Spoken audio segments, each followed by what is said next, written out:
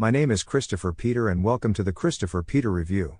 The Christopher Peter Review provides original content discussing salient current events in our political environment, business community, global world, domestic society, and sports and entertainment. In each of the 5 segments, the focus will always be to center on facts, evidence, and data. Please experience the 5 podcast segments that make up the Christopher Peter Review. Welcome back to the Christopher Peter Podcast, the lead segment of the Christopher Peter Review. The focus will continue to be on discussing salient current events and topics in the business and industry environment. The best protection for competition in the marketplace is not always the regulators. Regulation can play an important role in rooting out fraud, market manipulation, and corruption.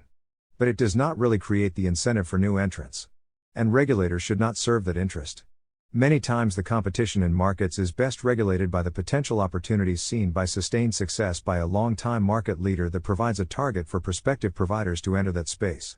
The incentive seen can spur innovation by those seeking opportunity to provide a better solution, better delivery, or apply technology created externally in an industry that can reshape the structure and change the customer experience. Few people really believe that Google's position atop the internet search market could be challenged. Google is internet search for most people since its inception. That is why we say Google it rather than search the internet for something. But I have no doubt there have been those who always thought they could build the solution that could disrupt the industry. Few competitive offerings actually made a real impact. There are some who appeal to the market of customers who fear being tracked online. But most customers are not as sensitive to data tracking. There are still Americans who actively use TikTok and many who do not take the time to read disclosures. The real potential for market disruption came in the recent deal between Microsoft and ChatGPT. Leveraging artificial intelligence technology in Microsoft's search engine could help drive people to try Bing rather than Google. Especially those who always want the next big thing. You can tell whether an idea has staying power when the market leader takes notice. The new Bing seems to have caused a stir at Google, who is seeking a response with their own integration of artificial intelligence into search. Google is usually at the forefront of easy-to-use technology that makes the customer experience better. It needs to protect its market position in this important space. I think we all view Google as a well-run innovative organization and believe it will undoubtedly create a competitive solution. The question is, will Bing have the first mover's advantage and a better product? A problem with being a market leader is maintaining the competitive drive to remain on offense to win customers rather than defending your position from credible substitutes. Keep in mind that this is not the first go-around for Google with threats to its dominant position in certain market spaces. Apple tried and failed to launch a feasible alternative to Google Maps on their iPhone devices. And Bing came out with a big marketing push, but did not scale to the top of the search market during its initial release. Artificial intelligence will be a game-changer for many industries. And it can help advance our innovative processes further in many spaces. It is something that many should be looking at how it can improve their performance in their marketplace rather than seeking to limit how competitors can use it to gain market share. I do believe that with new technology we have to appreciate the immense benefit while acknowledging and addressing the real and potential harm that may come with it. Ignoring the harm will create negative consequences and externalities that can blunt the potential for the new technology.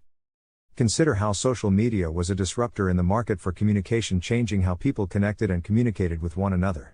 Also, altered how marketers connected with customers or prepared markets for product launches. One undeniable aspect of social media was that it leveled the playing field in marketing to some degree. Allowing emerging brands to connect with consumers normally blocked in traditional marketing channels by established brands with bigger marketing budgets and networks. Social media also provides agency to many Americans who can voice their concerns directly to those in power or at least the people monitoring their feeds. As social media became more popular and ingrained in our daily lives and became an institution, the downsides were frequently ignored because we like to use the services. Many overlooked issues with how quickly social media platforms became sources of hysteria where people ignored facts, evidence, and data in favor of trending emotional content. Social media showed that society is just as bad at addressing bullying on these platforms as it is in real life. The increased ability to communicate can also reduce barriers for those who wish to harm you or harass you. Also, many people do not have healthy relationships with social media. Social media companies wanted to balance the perception of free speech, except when it came to politics. Then it was willing to take a hands-on approach. I do think that social media should be careful and not allow certain content to become suggested material. But social media companies have not effectively addressed the bad. Now people are finding their products less useful to a healthy lifestyle. In our society, we always want people to have access to new things. And we as consumers must remember we bear the responsibility sometimes with new technology to set our own boundaries and rules of engagement with these new tools. Social media platforms put the onus for filtering on the user. The user decides what they engage with. The user decides what input he or she will provide for the algorithm. I know people will call for regulation. But I do not believe that regulation is effective at righting every perceived wrong. And many times regulation only is effective at stifling competition with rules written by those with experience with the market leaders or from those with strong biases against the respective industry or practice. I do not think we want regulation to be used as a tool or barrier to protect firms from competition. Again, market competition does self-regulate. Just like the presence of artificial intelligence will make consumers rethink what search providers they may use, there are other moments that create opportunities for consumers to reevaluate their choices and spending patterns that can do more than regulatory fines and questionnaires. Non-technology disruptions that changed markets. In retail, you would find it hard to identify anyone who questioned Sears' leadership in the 80s. The retail giant of its time had everything a household could need at the time. You could clothe the mother, father, kids, and grandparents from aisles of clothing lines. Had products and services to maintain your home with warranties to give buyers confidence in their brands. Even today, no one matches the Craftsman guarantee. Few people would have guessed that by offering people cheap products, you really did not have to guarantee quality. Because people look at cheap prices like I can buy another if it breaks. Or I will buy two just in case one breaks. The everyday low price promotion shifted the retail market in a manner that Sears refused to acknowledge, initiating its eventual demise. People will buy a lot of stuff if they feel like it is a good deal. Then Amazon built upon this love for cheap shopping and catered to our inner couch potato. Why leave your couch or wait in lines? Order here and get it in 2 days. Never have to shed the pajamas for man-why people. The good thing for many brick and mortar stores is the ones still in operations adapted in the face of a technology disruption. Of course Sears did not and is no longer in business. Disruptions improve the customer experience, increase affordability and convenience, and ensure that market players stay on the edge of innovation and change. Instead of obsessing over how we can rein in innovation, we need to look at industries that are in desperate need of reform and identify opportunities for disruption. Healthcare would be a good place to start. Greater transparency. Break up to monopolistic conditions where patients lack choice because of market protections built into regulations. Patients should have access to best quality providers, not just the systems that are trying to become the 7-Elevens of healthcare. Marketing budgets are no substitute for results and outcomes. We need to ensure that patients are able to really enjoy competitive pricing in the health insurance market and with healthcare providers. For instance, I always believe that health insurance policies should be nationally constructed to allow competition to drive down pricing. But we will talk about the healthcare industry in future content. We need to stop fearing disruption but accept it as a useful tool to address our social problems. More industries need to be disrupted to better serve the customer and provide opportunities. For the investors, we should be looking for innovation and cultures that seek innovation to identify growth potential.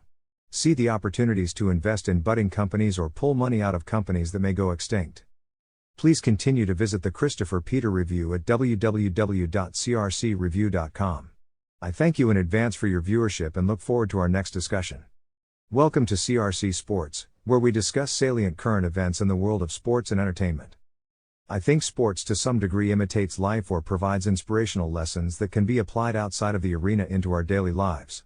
For instance, the adversity many athletes had to overcome to achieve their sport amongst the best in their respective professions. Many doctors, lawyers, business leaders, and others had to do the same.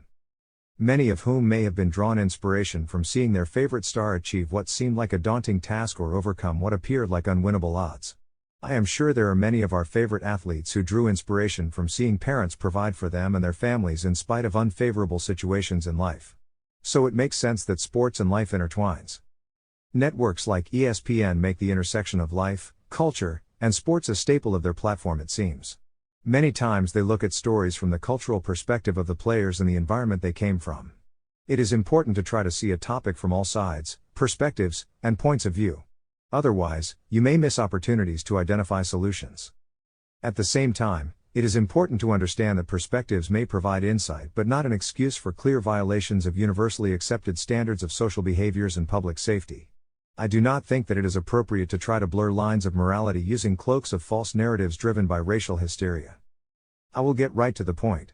I do not think the media should try to excuse the continually poor choices that NBA star Ja Morant makes involving guns and reckless handling of these weapons. As you experienced in past content, I do support gun rights. But I also support responsible gun ownership. Part of a clip on a morning show questioned what is the difference between the controversial video and other high-profile people showing videos of themselves at the gun range or showing off gun lockers. The difference is not race. The difference is recklessness in handling a weapon and repeatedly doing so. Gun ranges are closed environments to licensed gun owners.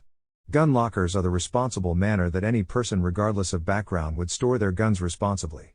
I think we can all agree that it is universally unacceptable to flash a gun in a crowded environment involving alcohol.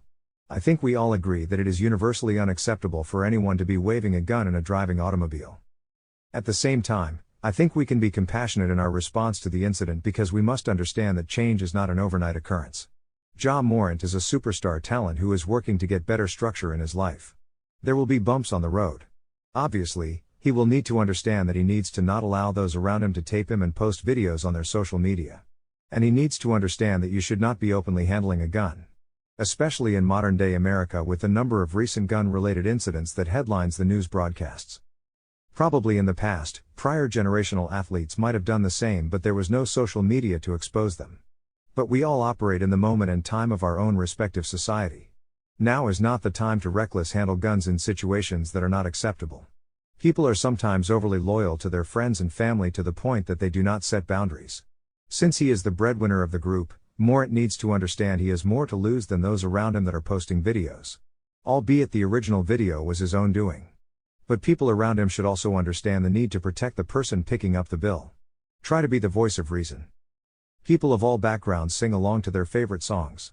And some do things in the privacy that they would not want to share on social media, regular media, or anyone outside. So it is important to have a filter for what you allow posted concerning you and what you post.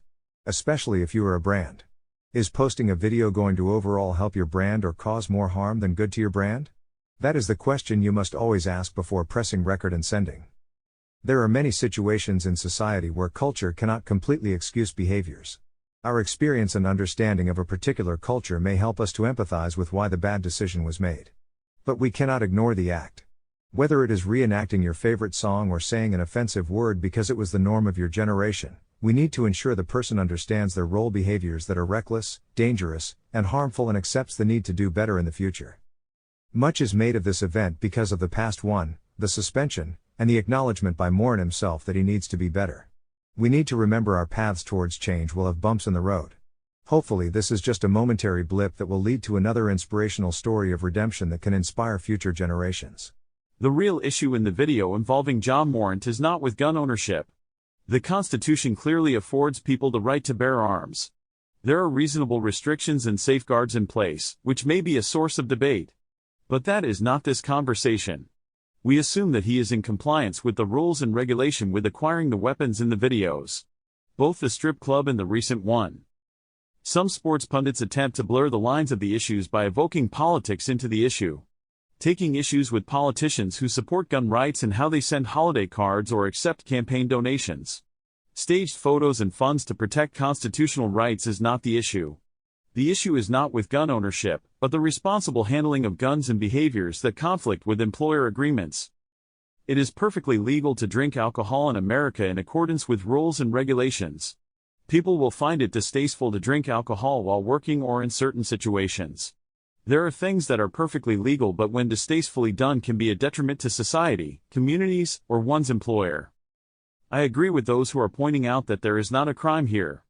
There is no criminal violation from what can be seen on the video available on social media. But there is an issue with behaviors that may be deemed by an employer to be detrimental to the image of the organization that pays your salary. There are different levels of law. Criminal law, which involves statutes and regulations. Contract law, which involves agreements between parties bound by the terms and conditions of those contracts. It may be legal to smoke marijuana recreationally in your state. If your employer says they do not permit employees to smoke at company facilities or be under the influence during working hours, then you are in violation of your work agreement but not a statute. Therefore your employer can enact punishment to you or terminate employment.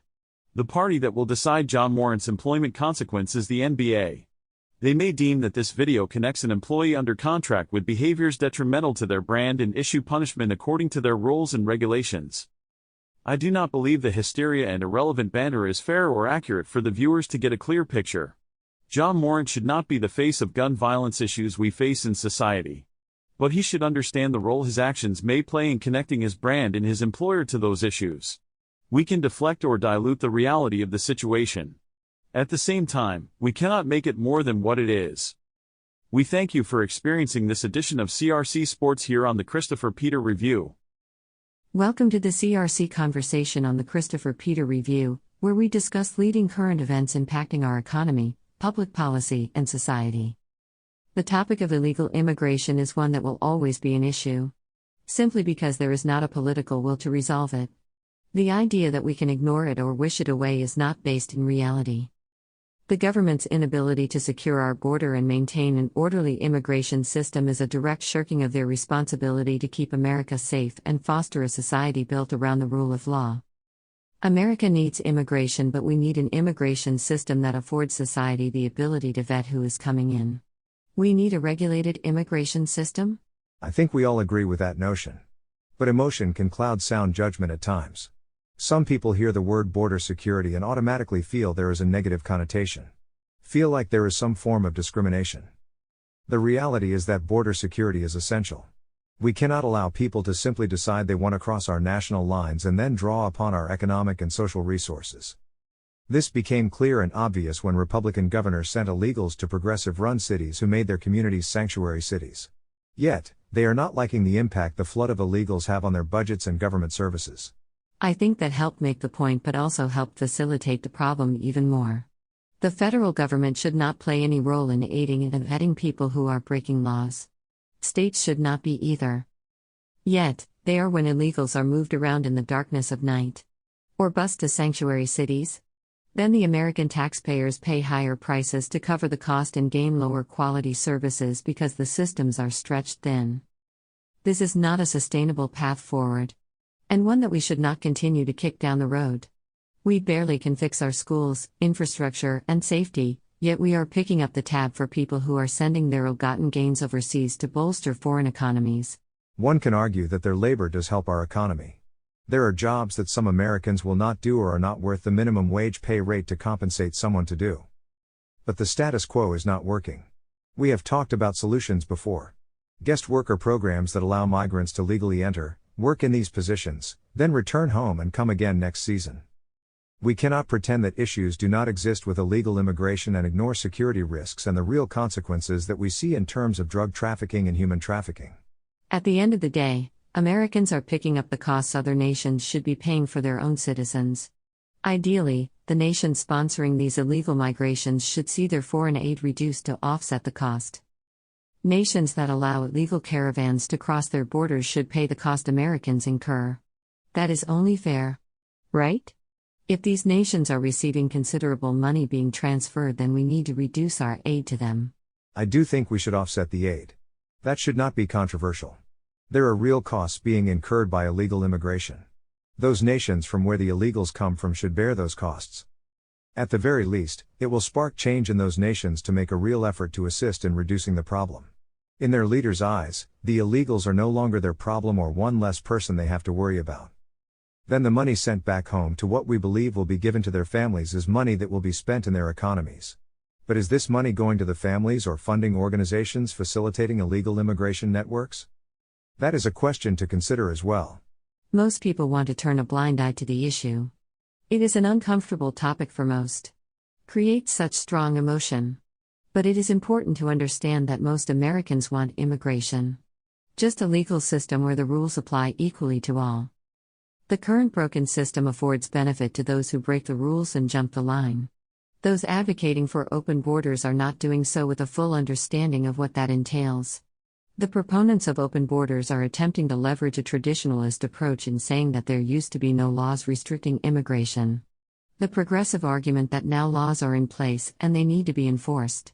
There are opportunities for improvement in the system. But open borders is not the way forward. There was a time when people could nomadically roam the earth. Now we know better and immigration laws are important. Laws without enforcement do not promote law and order. Gun laws without enforcement do not aid society.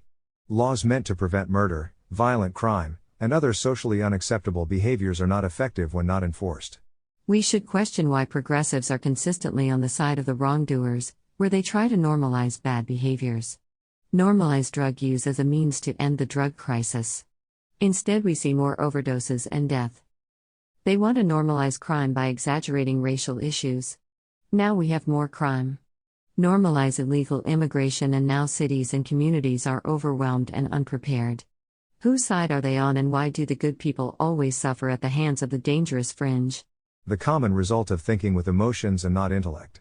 Emotional intelligence is important, but needs to be balanced with rationality, reality, and comprehensive thought.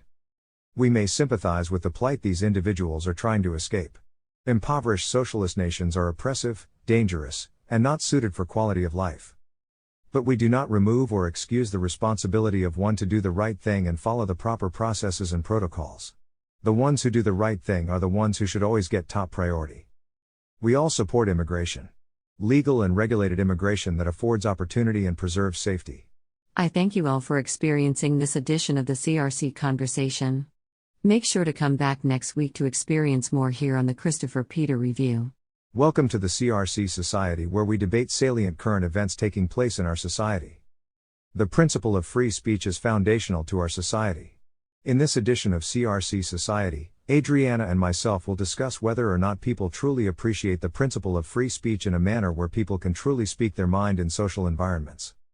The constitutional protections for free speech afforded to citizens is from the perspective of government retaliation for speech those in power dislike or disagree with, or from people considered public figures. It does not afford people the right to say whatever they want to whomever they want to. There are limits to free speech in that speech must not spark mutiny against America, must not present a direct public threat, or may not be slanderous or libel, the written form of slander. Even if the speech does not rise to the level of slander or libel, it still can cause people to not want to be associated with you or employ you for that matter. Your decision to speak your mind may want others to reconsider whether they want themselves or their organizations mentally connected with the speech. Not everything is truly a free speech issue. There are things that we may legally be allowed to say, but our morals and ethics tell us that it is not the right thing to do. For instance, we know we should never say things that are disparaging against a race, gender, or other demographic grouping. Even if you are not directing it towards an individual, it may make people feel unwanted and make you lose out on valuable associations because of personal leanings that are not based on reality. We are generally careful what we say because it is easy for others to misinterpret what we say, or we simply misspeak and it creates unintended issues. There are people who will give others the benefit of the doubt and others who will use unintended statements against you. That is the society and world we live in. A society where canceling others is a thing others seek to do. There is a difference in the sense of free speech in the political realm, where one is speaking out about something, someone in the public forum, or for a position. There is a speech in the social sense where people want to be able to speak their mind in general conversations. We all know people who will say something simply because they thought it. We call those people the filterless. Right? There are people who claim that they speak only the truth. But it is a relative truth in that if they believe what they are going to say, then it is true for them and it is worthy to speak out in the open. Now people say that there is no such thing as overcommunication. So just say what you think. But there is an importance to ensure that what you are saying is accurate and free of harm. We want to create environments where people feel comfortable in sharing, participating, and contributing without fear of judgment, retaliation, or consequence. The responsibility for how a message is received is on the messenger. The audience does not have to afford you the benefit of the doubt. That is why we are careful how we speak and what we say, because bad communication has consequences that we may not want or never intended. So there is a responsibility for speakers who have something to say something accurate and worth saying. In our society, we do not want people to always speak their mind. We want thoughtful exchanges and dialogues. We do not want to give space for people to filibuster our social discourse. Especially those who do not want to afford others the space for rebuttal or counter-arguments. Is a statement valid if it cannot stand up to scrutiny? Some people do not want their positions challenged because their argument is not logically drawn, rather based on emotional, hysterical, or misperceptions. Some people say there are multiple truths. Those people are generally liars, because if your position is not clearly drawn from available facts, evidence, and data, then you are narrating a story to fit a purpose. If there is new evidence, facts, and data that changes the conclusion, then the new outcome is the truth and the prior position is now defunct until the facts, evidence, and data changes in its favor.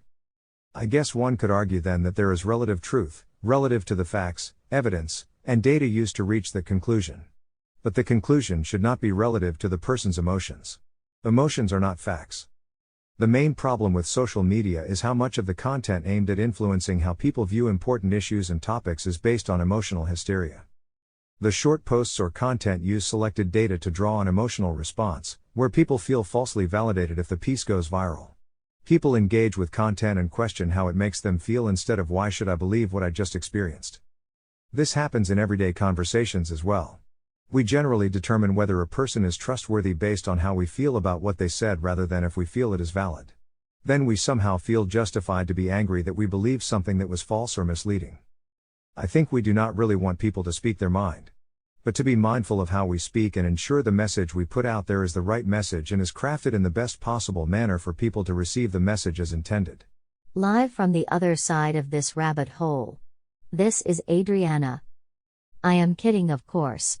So I surmise that the argument is that people do not want others to speak their mind if their speech is not accurate based on documented facts, evidence, or data. No one wants to be purposefully lied to or misled by others. I think that is a valid point. There is so much noise now in the age of technology that we cannot trust everything that we see or hear. We cannot trust our emotional response to it either. I do think that we want to offer people the platform to speak their mind and hope that speakers use that opportunity appropriately. But we know that our society is flawed and even our social circles are flawed as well. One barrier to consider is that I believe many people want to say whatever is on their mind without any consequence. But they also want to be shielded from any rebuttal or fact check.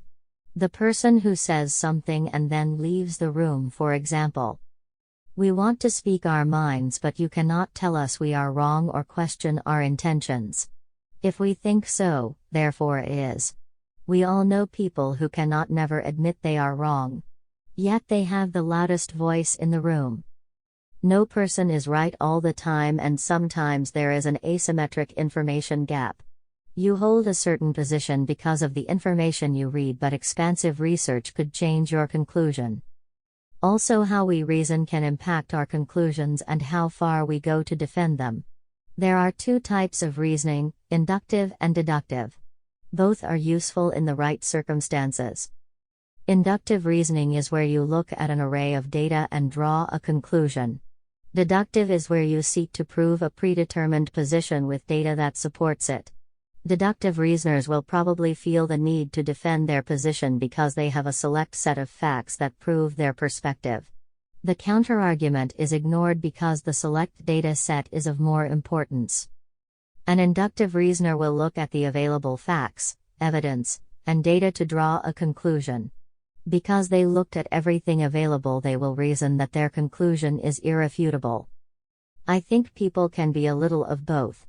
We may look at all the facts, evidence, and data, but we all have personal filters created by our experiences, education, and cultures that shape our conclusions. I think people want to say they are open-minded to any idea, but they really want ones that conform to their own worldview. I believe people do need to make a broader effort to be inductive at start and deductive once everything is reviewed. Thank you for experiencing the CRC Society on the Christopher Peter Review. Please come back next week for more. Welcome to the CRC World Discussion, where we discuss salient global current events. Much was made about former President Donald Trump responding to the question of if he wants Ukraine to win its fight against Russia by saying that he wants the bloodshed to be ended. The clear and obvious answer should be yes. I think the whole world wants Ukraine to prevail against the invasion of its homeland. Also to see this event come to an end as soon as possible. The world is standing with Ukraine because it is the right thing to do. They are the only side one can truly empathize with. I do think there needs to be some plan on how this conflict can be wound down. Can the West continue to fund a war it really has no stake in without any insight on how the path forward will go? Do we have a moral responsibility to connect future aid with some actions to bring both sides to the negotiating table? Russia has positioned itself to no longer be fit to be a partner in any global initiative going forward. They cannot be trusted and still pose the same danger many feared for quite some time. America does not need to trade with Russia and should work to ensure that our allies no longer feel the need to either. Our allies should not trade with our economic adversaries as well. China poses a similar threat to Taiwan, who just happens to be a nation where a significant percentage of the world's chips are manufactured. A bottleneck of the worst kind. Still to this day we have not really done enough to reduce our dependence on cheap Chinese labor, which fuels its ambitions just as much as the purchase of Russian energy products. The famous saying is that if someone shows you who you are, believe them. Communists for years have shown us that we cannot trust them. We need to believe them and stop buying their energy and stop manufacturing goods in their economies. We do need to have some kind of plan for how to end the Russia-Ukraine conflict and to deter a Chinese invasion of Taiwan. We do not want World War III, but the status quo is quite troubling. We cannot provide a blank check to a nation without any insight into how the aid is being used and if an effective strategy is in place. I agree that we need to know that there is a plan in place and have an understanding on whether the plan will provide a successful outcome, or are we just depleting our stock in a manner that will do little to bring this conflict to an end. I think the idea that this conflict is not just to end aggression but to restore the sovereignty of all of Ukraine, including Crimea, is a noble goal. But one that might not be able to be achieved. We do not want this conflict to escalate into a global engagement. I do think Russia should be held to account, but it is not rational to believe that a nation with more nuclear arms than any other nation will be treated like less powerful nations. The most reasonable approach would be isolation until they offer acceptable terms to atone for their invasion. We do not want to use military solutions in this case because the cost to the world will outweigh the localized benefit. In regards to China, America and our allies need to reduce our dependence on cheap labor and work more closely with our allies and not our adversaries. China is not operating in a manner that is cooperative. They want world domination and undermine their partners for their gain. This is not a nation that we should trade with at the level that we currently do. Or at least put more constraints on. I thank you for experiencing this episode, The CRC World. Come back for more each week. I thank you for experiencing this episode of the Christopher Peter Review. Please continue to visit the Christopher Peter Review at www.crcreview.com.